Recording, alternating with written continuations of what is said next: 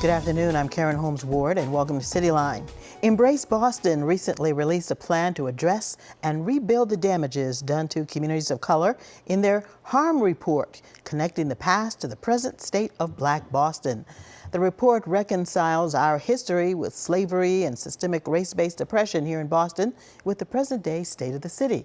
It looks at 7 different injury areas of past harm to Black communities: culture and symbols, housing, transportation, education, criminal legal systems, health and income, and wealth entrepreneurship. The hope is that the report is used as a guide for change. And joining us now in the studio is Dr. Imari Paris Jeffries. He's president and CEO of Embrace Boston, and Sandra McCroom, president and CEO of Children's Services of Roxbury. I want to start with you, Imari. Why did you commission the research for the report, and what information were you starting with, and who did you work with on the report?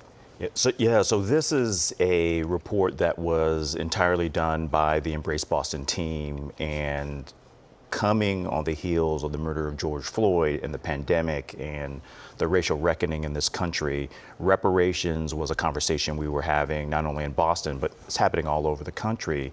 You know, what do we do to ameliorate the harms done to Black Americans as a result of racism? And we saw that during the murder of George Floyd.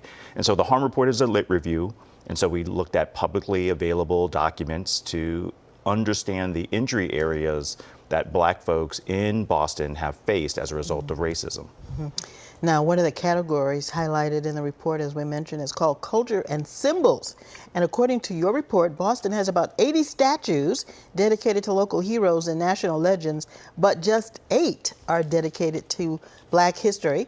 Everyone will remember in 2020 the Emancipation Memorial, which featured a formerly enslaved person, and I think in a loincloth, in fact, kneeling at the foot of Abraham Lincoln, was removed from the Park Square area after public outcry.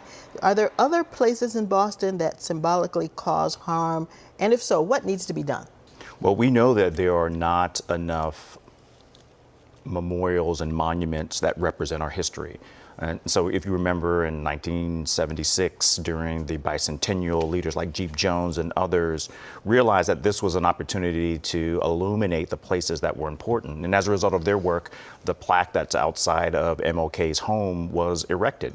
And so, the place where MLK lived and other historic sites in the city that Black people and other people of color marked and lived and made sure that that history happened weren't told. And that was one of the reasons why building the Embrace in Boston Common around the site of America's oldest Black neighborhood, Beacon Hill, was so important. I know every time I drive by Malcolm X home on Dale Street and see the plaque and the banner out front, it kind of gives me a lift. Sandra, how does renaming buildings and neighborhoods like from Dudley Square to Nubian Square address community harm? Yeah, I think so. Children's Services of Roxbury is committed and dedicated to serving Black and brown children and families across the city. And when our children don't see themselves in the city they live in, it creates harm.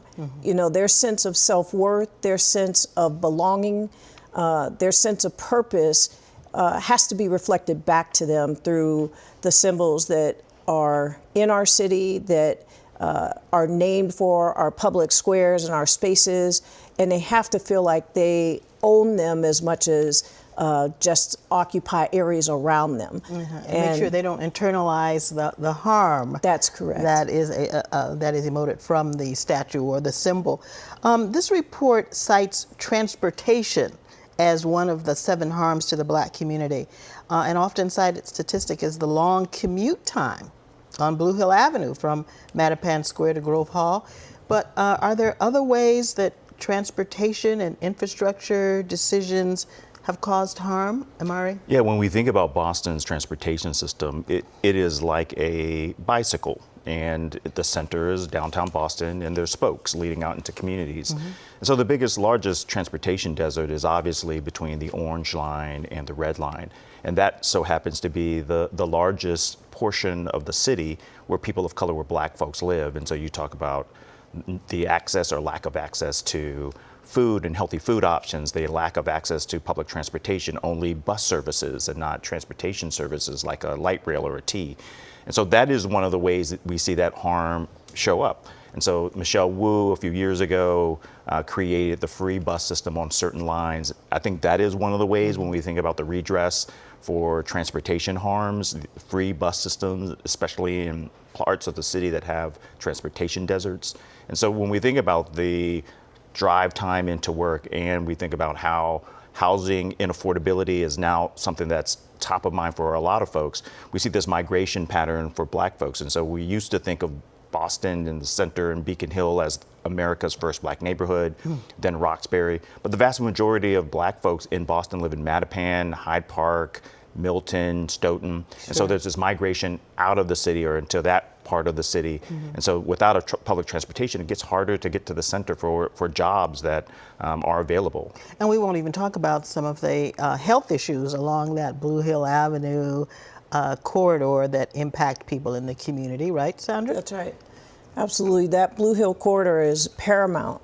And one of the reasons that we, Children's Services of Roxbury, we bought the property that we are in because all of the gentrification that is happening in and around Roxbury, we needed to let the community know that we shall not be moved, if you will, that because we are a community-based agency, that people still have a place directly to get to, given the transportation situation. You know, we house a lot of homeless families, and the idea of them moving out of the city because of the lack of housing, which is also addressed in the report, is problematic because of the transportation issues. And so, when you, I'm sorry. No, how does this report help to stop generational traumas from the harms that are listed, Sandra?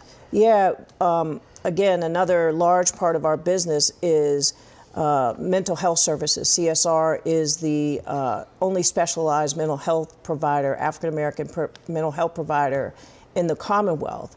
And we see generational traumas in children all the time and their parents. And this report allows for the education for Black and brown people to understand what they're dealing with is not their fault.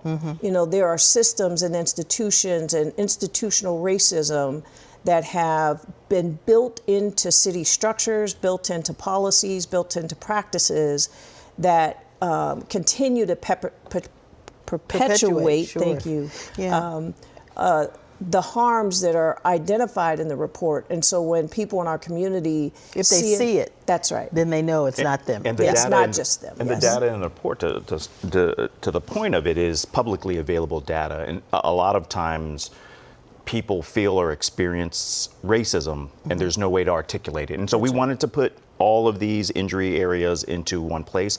One of the things that's not mentioned in the harm report, the 8th injury area, is climate. And so when you talk about the Blue Hill corridor and the lack of tree canopy, the lack of public light rail or accessible transportation, the need for cars in this corridor, the lack of building stock that has the type of housing that does not resonate and emote the emissions in neighborhoods.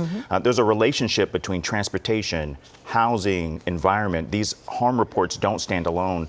They impact us as whole humans, and I think that, that's what we're talking about. There is so much in this report. Sandra McCroom, thank you for joining us. Dr. Imari Paris Jeffries is going to stay with us to talk about how the racial justice movement is evolving. And coming up tomorrow, a community conversation on closing the gap of generational trauma. Join Congresswoman Ayanna Pressley along with a panel of influential change makers for Rox Talks Live. In-person attendance is at capacity, but we'll have a link for the virtual event on wcvb.com/CityLine. And later this month, celebrate arts and culture at the opening of the Portrait Gallery at the Boston Public Library's Roxbury branch. Don West's Portraits of Purpose exhibit kicks off at the Witherspoon Gala on June 24th, and tickets are free.